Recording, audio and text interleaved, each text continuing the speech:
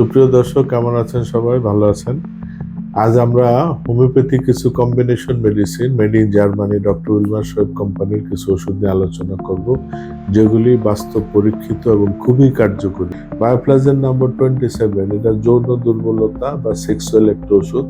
যাদের hormonal imbalance বা penis strong হয় না, এটাকে বলে ইরেকটাইল ডিসফাংশন, পেনিসটা স্ট্রং হয় না, অর্থাৎ সময় মতো এটা দাঁড়ায় না, তারপরে এবং আর্লি ইজাকুলেশন, খুব দ্রুত বীর্যপাত হয়ে যায়, তাদের জন্য এটা একটা খুব ফার্স্ট ক্লাস মেডিসিন। বিশেষ করে ইরেকটাইল ডিসফাংশন বা যে পেনিস স্ট্রং হয় না, তাদের জন্য এটা একটা মহা ঔষধ।